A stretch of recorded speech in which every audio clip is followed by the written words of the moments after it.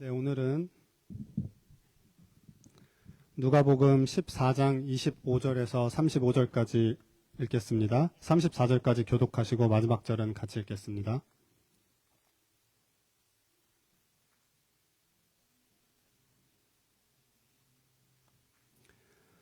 수많은 무리가 함께 갈새 예수께서 돌이키사 이르시되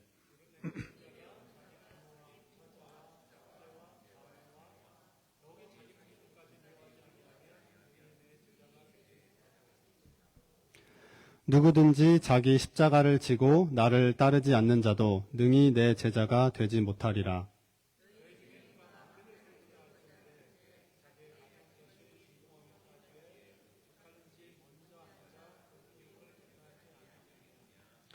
그렇게 아니하여 그 기초만 쌓고 능히 이루지 못하면 보는 자가 다 비웃어.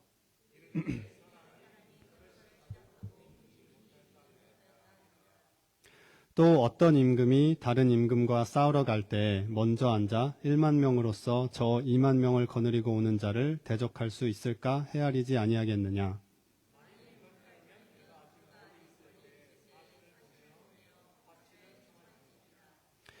이와 같이 너희 중에 누구든지 자기의 모든 소유를 버리지 아니하면 능히 내 제자가 되지 못하리라.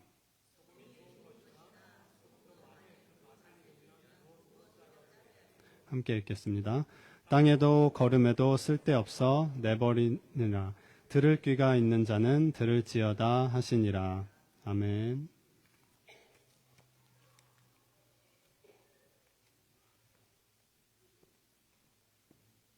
네, 잠깐 말씀 놓고 기도하겠습니다.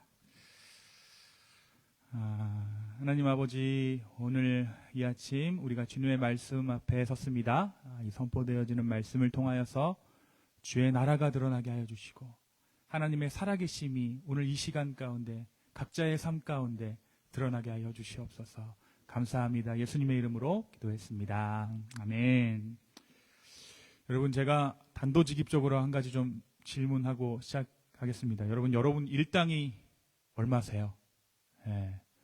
우리 가을 동안가요? 원빈의 대사 있죠. 얼마면 돼? 얼마면 되겠니? 웃으시는 분은 나이들이 제가 좀 가늠이 되는데요. 네.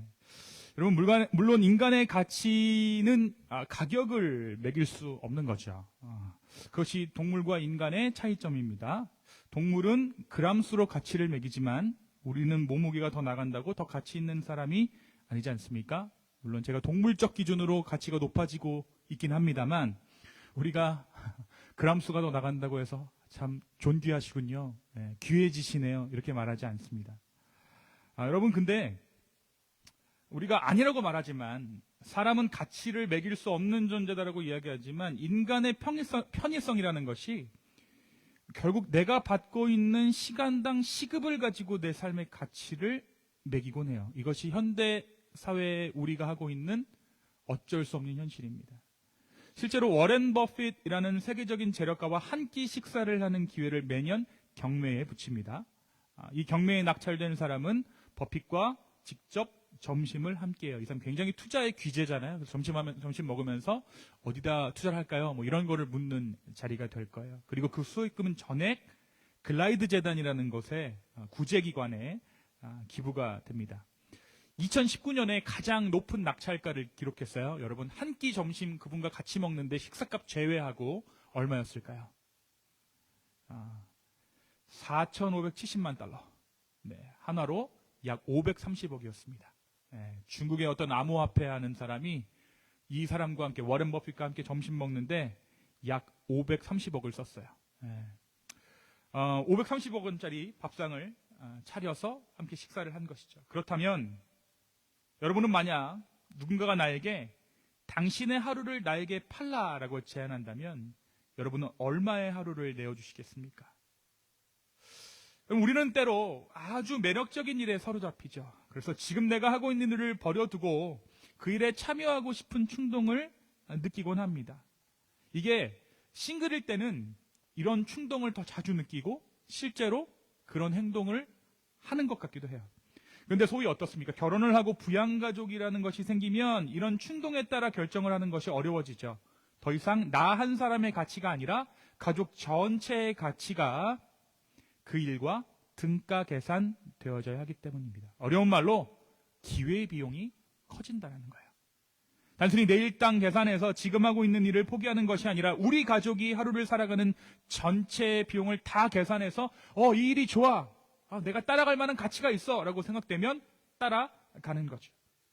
자, 여러분, 미국의 경제가 급속도로 어려워진 대공황 시기에 물가가 폭등했습니다. 그럼 물가가 폭등했다는 말은 뭘까요? 여러분, 제가 이래봬도 경제학 전공이라 물가가 폭등했다는 것은 쉽게 말하면 사람의 가치가 하락했다는 거예요. 인간의 가치가 하락했다는 겁니다. 조금 더 정확한 의미로는 노동의 가치가 하락했다는 거겠죠. 물가가 오른다는 것은 사람의 가치, 사람 노동의 가치가 내려간다는 말로 우리는 쉽게 연결하지는 못하지만 사실 그렇습니다. 대공황 이전만 해도요, 한 가정에서는 성인 남자 한 사람의 수입으로 가족 전체가 살아갈 수 있었어요. 그런데 어떻습니까? 경제가 무너지고 물가가 폭증하자 이번에는 남자 한 사람 벌어가지고는 못 사는 거야. 그래서 집에서 맞벌이를 시작하게 되고요. 아내가, 자녀가, 심지어 노인들까지 일터로 나서야 했습니다. 그런데 공황이 끝났잖아요? 그런데도 이 기업과 시장주의자들은 그 기조를 포기하지 않은 거예요. 그래서 꼭 맞벌이 해야지만 중간을 살 수 있게끔 사회가 다시 리셋된 겁니다. 그래서 경제 상황이 어느 정도 나아진 요즘에도 한 가정에 맞벌이하는 가정들을 쉽게 찾아볼 수 있죠. 이처럼 사회가 고도화될수록 또 복잡해질수록 우리는 무언가를 포기한다라는 선택에 훨씬 더 많은 비용과 훨씬 더 많은 부담을 느낍니다. 내가 어떤 일을 내려놓는다. 저 일 때문에 내가 어떤 일을 포기한다라는 것이 나에게 큰 손실을 감수하는 일이다라는 것을 내포하고 있기 때문이에요. 자, 그래서 여러분 어떻습니까? 예전에는요, 교회에 나오는 것이 그렇게 큰 기회비용을 요구하는 행위가 아니었어요. 주일에 하루하루 빼서 교회에 나오는 것, 그게 큰 포기가 아니었습니다. 하지만 지금은 다릅니다. 주일에 하루 시간을 내는 것, 이것이 얼마나 큰 양보요, 희생입니까? 비단 노동, 일을 하고 있는, 직업을 하고 계신 분뿐만 아니라 육아로 힘드시거나 집에서 전업주부로 일하시는 분들도 마찬가지죠. 일주일에 하루 좀 나만의 시간을 오롯이 가질 수 있는 이 시간 가운데 교회에 나오는 것이 쉽지 않다라는 거예요. 여러분 또 어떻습니까? 게다가 그냥 나오는 것도 아니죠. 주일 헌금은 물론이고 11조까지 내면서 우리가 교회에 나오지 않습니까?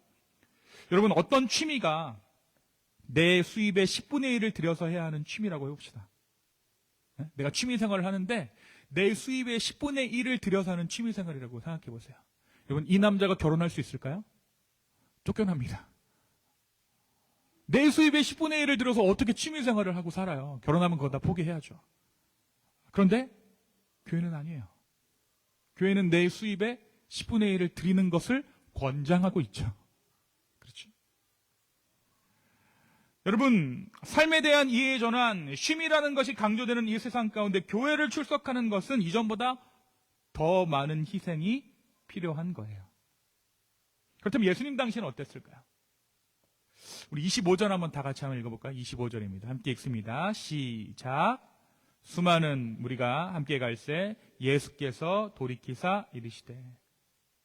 자, 예수님이 가실 때 한두 사람이 있었던 것이 아니라 어떤 사람들이 있었대요? 수많은 무리가 함께 있대요. 이 사람들이 어떤 사람들이었을까? 이 무리가 어떤 무리였을까? 그들은 모두 소망 없는 홈리스들이 아니었습니다. 그렇다고 부유한 귀족들도 아니었어요. 예수님을 따르던 무리의 대부분은 작은 밭을 이루던 농부, 갈릴리 호숫가에서 고기를 잡던 어부, 혹은 하루 품삯으로 겨우 끼니를 해결하던 날품팔이 노동자들이었습니다. 그래서 신학자들은 이 시대를 생존 경제의 시대다라고 불러요. 생존 경제의 시대다. 쉬운 말로 하루를 일하지 않으면 하루를 먹지 못하는 시대 가운데 놓여져 있었고 이 사람들이 예수님을 따르던 무리들의 대부분이었다라는 거예요. 내일의 식탁을 보장받지 못하는 삶. 여러분 한번 생각해 보십시오. 홈리스가 예수님 따르는 거 쉬운 일이에요? 어려운 일이에요? 구걸하는 일 따라가죠. 그렇잖아요. 부자가 예수님 따르는 일 쉬운 일이에요? 어려운 일이에요? 내가 오늘 하루 포기해도 예수님 따라가도 내 먹고 사는데 지장 없어요. 근데 하루 벌어 하루 먹는 사람은 예수님 따르는 일이 쉽습니까? 어렵습니까? 정말 어려운 일이죠. 근데 그런 사람들이 예수님을 따랐다라는 거예요. 하루를 벌어 하루를 사는 사람에게 예수를 따르는 것은 큰 헌신이, 큰 희생이 필요했다라는 것입니다. 여러분, 이처럼 헌신과 포기는 극빈자나 부자보다 보통 사람에게 더 치명적일 수 있는 거예요. 우리 다들 아슬아슬하게 살잖아요. 우리 젊은 애기 아빠들, 경제에 균열이 가지 않게끔 조마조마하면서 이게 지금 여기서 조금이라도 삐끗나서 우리 와이프가 차 사고를 내거나 이런 일이 생기면 이거 그냥 나락가는 건 아닌가 이렇게 생각하잖아요, 우리가. 그렇죠? 근데 이 사람들이요, 밭을 두고 떠난 거예요. 배를 두고 떠났습니다. 가정을 책임지던 자리가 비었습니다. 당연히 어떻겠어요? 가정에서는 가문을 등진 자, 불효자로 낙인 찍혔습니다. 가정을 버린 자, 무능한 자로 낙인 찍었어요. 그럼에도 불구하고 이들이 예수님을 따랐다라는 것이죠. 그러니까 여러분, 예수님을 따른다라는 것은 신앙의 고백뿐만 아니라 당대 사회의 경제적인 안전망과 명예 체계를 벗어나는 일이었어요. 여러분, 우리가 왜 대기업 다니고 싶어 하세요? 뭐 경제적인 보상도 있겠죠. 근데 왜 제가 대기업 가고 싶어 했느냐 생각해보면 우리 엄마의 자랑이고 싶어서. 장그래가 그 얘기 하잖아요. 엄마의 자랑이고 싶다. 이스라엘 사회가 비슷했어요. 우리 아이가 그래도 자기 법벌이는 하고 살아. 근데 예수를 따라다니는 거예요. 멀쩡히 잘 다니던 직장 때려치고 예수를 따라가는 거예요. 그들은 가족과 작별하고 소유와 작별하고 이름과 명예와 작별한 사람들이었다라는 것이죠. 그래서 오늘 27절의 말씀은 바로 그런 자들에게 주어진 경고이자 위로였다라는 거예요. 27절 한번 다 같이 한번 읽어볼까요? 27절입니다. 시작. 너희 중 누구든지 자기의 모든 소유를 버리지 아니하면 능히 내 제자가 되지 못하리라. 자, 여러분 이 말씀 한번 잘 보세요. 이 말씀은요, 경고이기도 했지만 누구에게는 경고였을까요? 부자나 바리새인들에게는 이것이 경고였죠. 그런데 그곳에 모인 사람들에게는 예수님의 이 말씀이 뭐였을까요? 위로죠. 다시 한번 27절의 말씀 읽어볼까요? 함께 읽습니다. 시작. 너희 중 누구든지 자기의 모든 소유를 버리지 아니하면 능히 내 제자가 되지 못하리라. 여러분, 예수님의 제자들이 실제로 자기 생업을 포기하고 예수님 따랐습니다. 베드로와 안드레, 야고보와 요한, 어떤 것이 그들의 직업이었죠? 그들이 원래 뭐 하던 자들이었습니까? 어부였어요. 자, 그들이 그런데 예수님께서 나를 따라오라 하시니까 무엇을 버렸습니까? 그물을 버렸어요. 그들은 그물을 버려두고 배 위에 앉아있는 아버지를 버리고 예수님 따랐어요. 레위, 마태는 뭐였습니까? 원래 직업이 텍스 컬렉터, 세리였어요. 그 역시 모든 것을 버리고 일어나 따랐습니다. 여러분, 모든 것을 버리고 이를 따랐다라는 것은 잠깐 이를 휴직했다라는 의미가 아니겠죠. 그것은 나의 경제적인 기반을 내려놓는 것이었습니다. 어부에게 그물은 생명줄이었고 세리에게 그 자리는 안정된 수입이자 사회적 신분이었어요. 그런데 예수님 따르겠다고 그걸 내려놓은 겁니다. 여러분, 예수님을 따른다라는 건 단순히 마음을 움직였다라는 의미가 아닌 거예요. 내 마음이 예수께 동했어. 나 그에게 반했어. 이게 아니라 삶의 구조 자체가 바뀌는 거예요. 여러분의 삶에서 실직이라는 것이 얼마나 큰 구조조정입니까? 그렇잖아요. 내가 예수님을 따른다, 내가 예수님을 믿는다라는 것은 그 정도 수준의 구조조정이라는 것이죠. 삶의 구조 자체가 바뀌는 거예요. 이전에는 돈이, 안정이 내 세상에, 나라는 사람의 세상의 중심이던 삶의 질서가 이제 예수님 중심의 질서로 옮겨가는 일이라는 것이죠. 그들은 단지 가진 걸 버린 사람들이 아니라 삶의 주인을 세상 또는 나 스스로에서 우리 예수님으로 바꾼 사람들이었습니다. 그러니까 제자도의 본질은요, 종교적인 열심이 아닌 거죠. 교회 열심히 다니고 헌금 생활하는 것이 제자도의 본질은 아니라는 것입니다. 그건 제자도의 현상이죠. 그렇다면 제자도의 본질은 무엇입니까? 내 삶의 주도권이 바뀌는 거야. 나의 경제가 하나님 나라의 질서로 들어가는 것입니다. 다시 말해 예수님을 따른다는 것은 내가 모든 것을 통제하던 세상에서 하나님께서 다스리시는 그 세상으로 옮겨가는 것입니다. 이주하는 것이에요. 그것이 바로 모든 것을 버리고 나를 따르라 라는 말씀의 진짜 의미죠. 그리고 나서 예수님께서 두 가지 비유를 드세요. 이 비유가 잘 알려지지 않은 비유인데요, 굉장히 중요한 의미를 갖고 있습니다. 잘 들어보세요.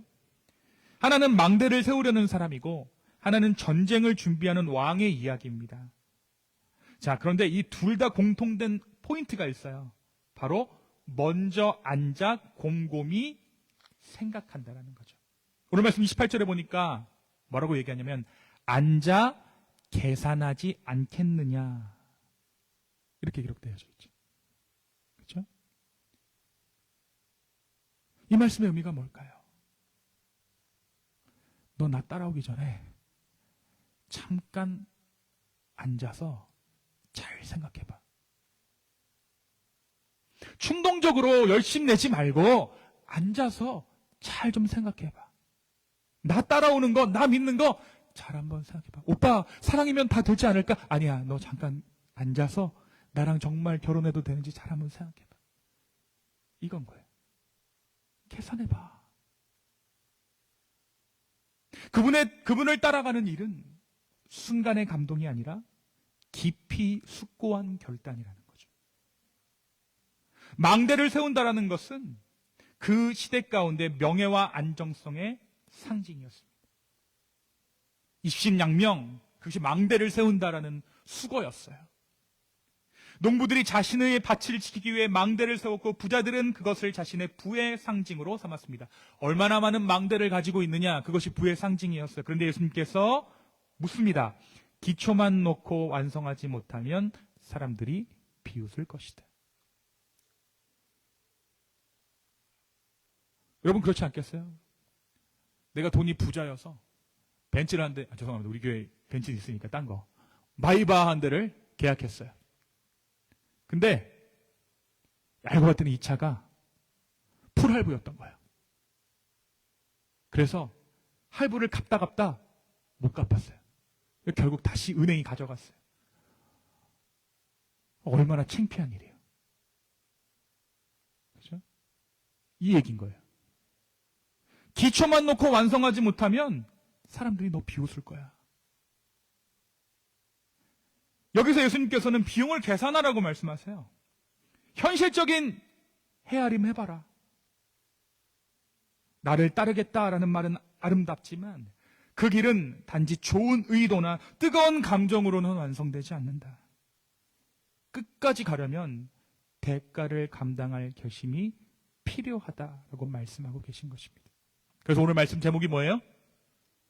잘 계산해 보세요. 그럼 잘 계산해 보세요.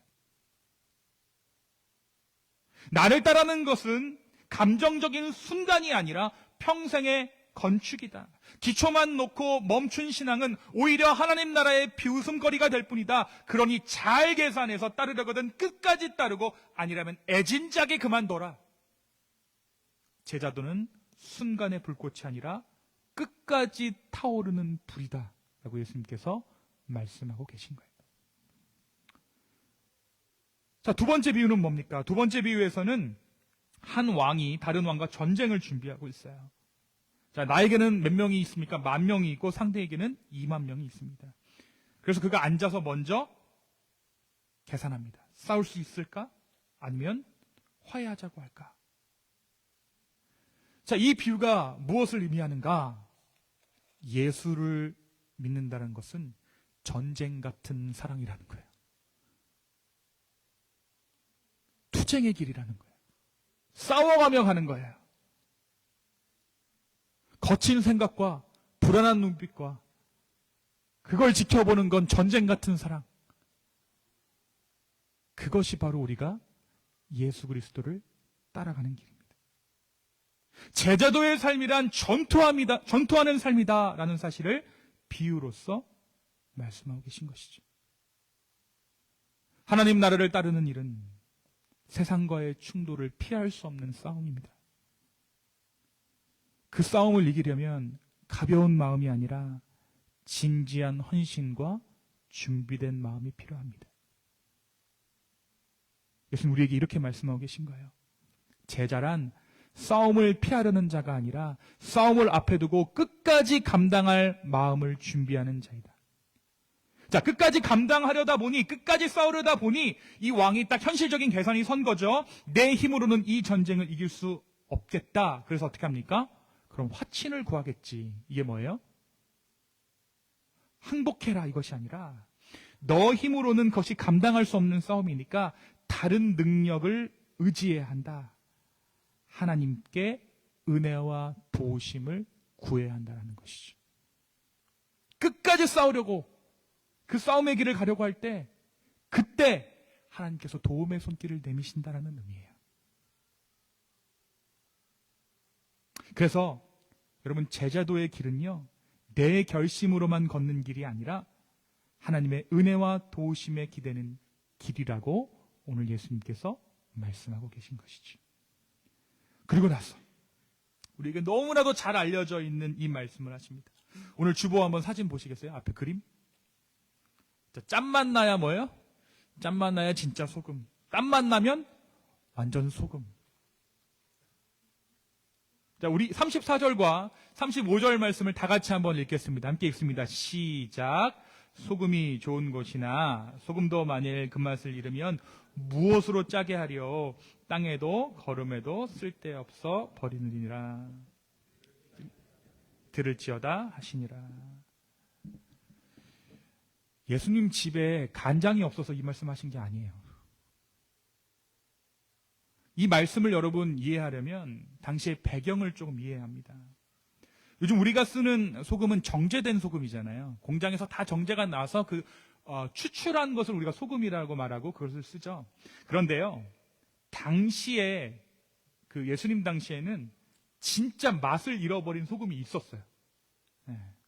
우리는 지금 이 맛을 잃은 소금이라는 것이 없기 때문에 예수님께서 과장된 표현으로 무언가를 말씀하시나 보다라고 생각하지만 아니에요. 당시에 사해 근처에서 채취한 천연 소금들을 사용했습니다. 그런데 이 소금에는요 염분뿐만 아니라 석회와 미네랄이 섞여 있는 덩어리 형태였어요. 그래서 겉보기엔 소금처럼 보여도 비에 젖거나 오래 두면 어떻겠어요? 석회, 미네랄이 녹아져 내려가니까 겉모양은 그대로인데 짠맛은 사라지는 거예요. 그러니까 겉보기엔 소금인데 진짜 소금이 아닌 거죠. 가짜 소금이 되는 것입니다. 이것이 예수님께서 말씀하신 맛 잃은 소금이에요. 예수님 지금 이렇게 말씀하고 계신 거죠. 너희가 나를 따르는 제자라면 겉모양만 남은 신앙이 아니라 세상을 변화시키는 짠맛을 내는 그러한 제자가 되라. 여러분 소금은 어떻습니까? 구간에 들어가 있는 소금 여러분 보이세요? 안 보이죠. 맛을 봐야 알죠. 왜 소금이 안 보이죠? 녹아버렸잖아요. 그렇죠? 정말 소금 알갱이가 보일 정도로 음식을 하셨다라면 그건 좀 생각해 보셔야 됩니다. 여러분, 소금은요, 자신을 녹이면서 음식의 맛을 내요. 자신이 사라짐으로써 세상을 살리죠. 예수님은 그런 삶이 제자의 삶이라고 말씀하신 거예요. 그런데 만약 제자가 자기 자신을 위해서만 살고 복음의 능력을 잃어버린다면 그는 소금의 짠맛을 잃은 사람과 같다라는 것입니다. 그래서 이렇게 말씀하고 계신 거죠. 그 맛을 잃으면 땅에도 거름에도 쓸데가 없다. 자, 그럼 여기서 한 가지 더 흥미로운 것이 있습니다. 맛을 잃었어도 그 이름은 뭐예요? 소금이에요. 겉보기엔 다르지 않다라는 거예요. 사람들은 여전히 그것을 소금이라고 부릅니다. 나 역시도 그것이 소금인 줄 알고 있습니다. 결국 맛을 잃어버려도 그 진가를 드러내지 않고도 얼마든지 성도라는 이름으로, 목사라는 이름으로, 신도라는 이름으로 이 자리에 머물 수 있다라는 거예요. 겉보기엔 아무도 모르니까요. 더욱이 예수님께서 이 비유를 마치시며 이렇게 말씀하고 계시죠. 들을 귀 있는 자는 들을지어다. 이게 잘 들어라 이런 의미가 아닙니다. 자, 이 말씀을 요즘 말로 하면 뭐냐면 You know what I'm saying? Period. 이거예요. 이거 진짜 중요해. You know what I'm saying? Period. 예수님 지금 그만큼 단호하고 확신 있게 말씀하고 계신 거예요. 그러니까 단순히 듣는 사람이 아니라 들은 말씀을 살아내는 사람이 되라는 거죠. 여러분, 우리는 겉으로 봐서는 모릅니다. 내가 염분이 남아있는 소금인지 아니면 그냥 겉모습만 소금인지 뜨거운 국 속에 들어가 봐야 알고 내가 녹아져 봐야, 그러니까 내가 견디기 힘든, 귀찮고 땀나고 원하지 않은 온도 가운데 있어 봐야 우리가 소금인지 아닌지 드러나는 거예요. 여기서 몰라요. 다 소금인 척하고 앉아있잖아요. 제가 신한 염전 노동자 아니겠습니까, 지금? 여기서 모릅니다. 티가 안 나요. 편할 때는 누구나 다 신앙인입니다. 그러나 불편한 자리에서 들어가서도 그 자리를 감당해내는 사람, 그 사람이 바로 제자라는 거예요. 소금은 뜨거운 자리에서 녹습니다. 그래야 그때서야 비로소 맛이 납니다. 그리고 그 맛이 소금을 소금되게 하고 그 맛이 세상을 살리는 것이죠. 여러분, 왜 크리스찬이 이 세상 가운데 소금이라고 말씀하셨을까? 여러분, 요리 해보신 분 계세요? 요리 다들 하시잖아요? 세상에 좋은 재료 다 집어넣고 국을 끓였다고 생각을 해봅시다. 그런데 그 요리가 먹기 참 힘든 경우가 있어요. 언제인 줄 아세요? 간이 안 맞을 때. 제가 이거 잘 알아요. 누굴 욕하는 것 같아서 제가. 좋은 재료 다 때려 넣고 결국엔 뭘 넣어야 돼요?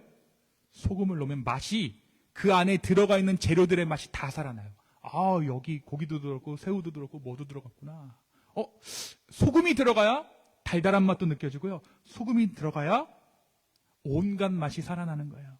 그러니까 이 말은 뭐냐면 세상 가운데 사랑, 온정, 인정 다 있습니다. 그런데 크리스찬이 그리스도의 사랑으로 방점을 찍지 않으면 그것은 그냥 잡탕이에요. 하나님께서 우리를 뭐로 부르셨다고요?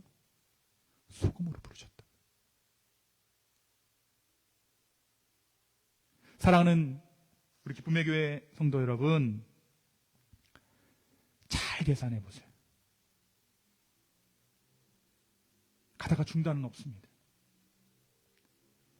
예수님은 우리가 아무런 계산 없이 그저 감정에 이끌려 자신을 따르는 것을 우려하셨습니다. 그분이 말씀하고 계세요. 망대를 세우기 전에 먼저 앉아 계산하지 않겠느냐? 전쟁에 나가기 전에 먼저 헤아리지 않겠느냐? 예수님은 우리가 미숙한 헌신으로 시작했다가 내가 속았다. 내가 예수님께 속았다. 내가 하나님께 속았다. 내 젊음 돌려내라. 내 11조 돌려내라 하는 것을 원하지 않으세요. 그분은 우리가 끝까지 따를 수 있기를 원하고 계십니다.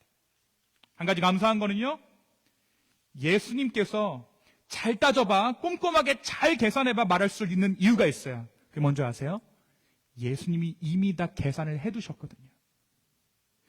예수님이 이미 자신은 아무런 어떤 수지타산 남길 거 생각하지 않으시고 우리에게 자신을 내어주셨기 때문에 우리 보고 계산하라는 것입니다. 십자가 위에서 이 대가를 치를 가치가 있는가를 예수님께서 따지지 않으셨어요. 그저 우리를 사랑하셨습니다. 그분은 이미 모든 계산을 끝내셨어요. 그래서 우리가 감당할 수 없는 그 제자도의 대가가 이미 그분의 은혜 가운데 지불됐습니다. 그래서 예수님 기꺼이 말씀하실 수 있는 거예요. 잘 따져봐. 그래서 우리가 아무리 계산해서 그분에게 미치는 결론을 내도 괜찮습니다. 그러니 마음껏 여러분이 원하는 대로 면밀하게 계시하십시오.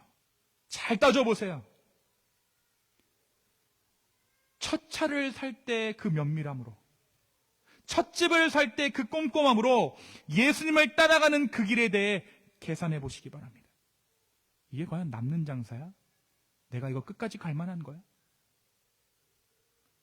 그 계산 끝에 아무리 생각해도 내가 받은 예수님의 사랑이, 내가 받은 예수 그리스도로부터의 구원이 내 인생의 어떤 것보다 크다면 그때 주님 앞에 나오셔도 됩니다.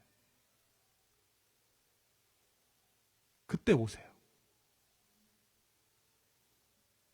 그리고 그때 주님 앞에 도우심을 구하면 우린 어느새 주님을 따라가는 제자요, 이 땅을 맛스럽게 하는 소금으로 살아가고 있을 것입니다. 여러분, 하나님께서는 은근슬쩍 좋은 말로 사탕발림으로 우리를 속여서 우리가 원하지도 않는 길로 우리를 인도하시는 분이 아니십니다. 그분은 우리에게 냉정한 판단을 먼저 요구하고 계세요. 오늘 이 아침 우리 주님 앞에 우리의 마음을 좀 드렸으면 좋겠습니다.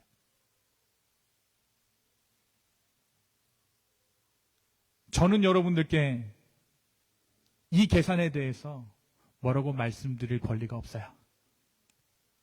여러분 스스로가 주님 앞에서 잘 따져보십시오. 잘 따져보십시오. 그리고 그 계산을 맞추었을 때 내가 주님을 따라가겠습니다 라고 주님 앞에 기꺼이 말할 수 있는 저와 여러분 되기를 예수님의 이름으로 축원합니다. 아멘.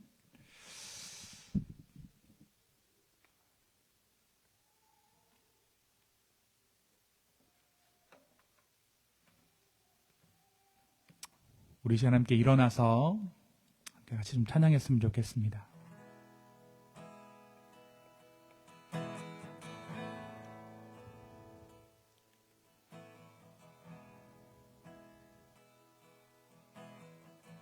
나의 등 뒤에서, 나의 등 뒤에서 나를 도우시는 주, 나의 인생길에서 지치고 고나여 매일처럼 주저앉고 싶을 때 나를 밀어주시네. 일어나 걸으라, 일어나 걸어라, 내가 새 힘을 주리니. 일어나 걸어라, 일어나 너 걸어라, 내 너를 도우리. 다시 한번 고백합시다. 나의 등 뒤에서, 나의 등 뒤에서 나를 도우시는 때때로 뒤돌아보면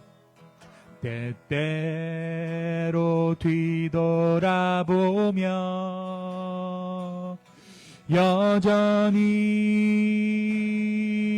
계신 주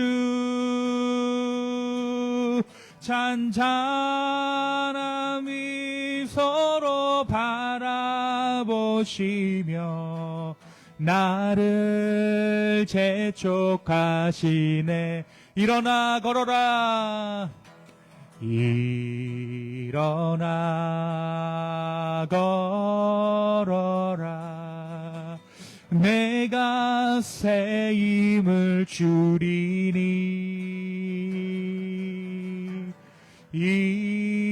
일어나 너 걸어라. 내 너를 도우리.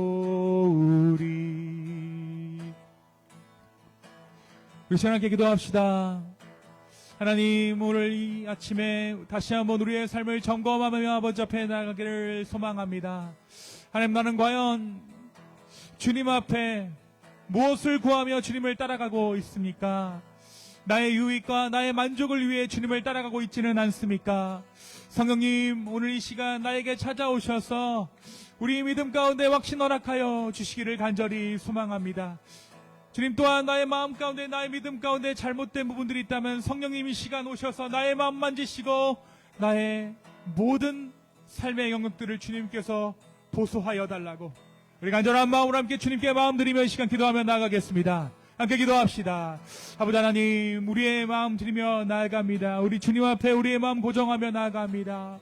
성령님 함께하여 주시고, 주여 무엇보다 우리가 주님 앞에 우리의 진정한 고백 드리기를 원합니다. 싫으면 싫다라고 말할 수 있는 우리 되기 원하고, 주님 내가 주님을 더욱더 따라가기를 원합니다라고 말할 수 있는 우리 되기 원하고, 아직은 잘 모르겠습니다라고 솔직하게 주님 앞에 나아갈 수 있는 우리 모두 되게 하여 주십시오. 성령님, 다시 한번 우리의 삶을 드립니다.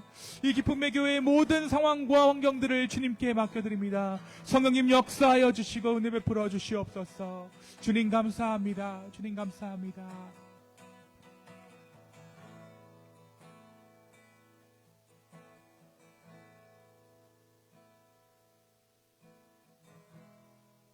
주님, 수많은 무리가 따랐지만 그 모든 무리들을 자신의 제자라고 부르지 않으시고 나의 제자가 되라 라고 초청하신 그 주님의 부르심에 오늘 우리가 반응하기 원합니다. 사람을 많이 모으는 것이, 자신의 인기를 원하는 것이, 나의 많은 영향력을 행사하는 것을 원하지 않으셨던 주님, 한 사람이라도 나를 제대로, 나를 온전히 따르기를 소망하셨던 우리 예수님, 그 예수님의 마음을 알아 우리가 오늘 이 아침 우리의 마음을 드리며 삶을 드리며 기꺼이 헌신하는 자들 되게 하여 주시옵소서. 주여, 우리의 연약함을 붙잡아 주시고 우리의 믿음 없음을 긍휼히 여겨 주시옵소서. 특별히 이 기쁨의 교회 공동체가 주님 안에서 온전한 공동체, 진정한 믿음의 공동체 되게 하여 주시옵소서. 고민하고 있는 자들이 있다면 이 시간 찾아가셔서 내가 너와 함께한다, 나를 따라오라 라고 이 시간 주님 말씀하여 주시옵소서. 주님, 또한 우리가 주님 앞에 작은 예물이지만 우리의 삶의 헌신을 드려 주님께 봉헌하였습니다. 주님이 예물이 쓰이는 곳곳마다 주님의 나라가 서게 하여 주시옵소서. 내가 생각하는 방식이 아니라 주님께서 원하시는 방식대로 이 땅 가운데 이 업무를 통하여 하나님 나라를 세워 주시옵소서.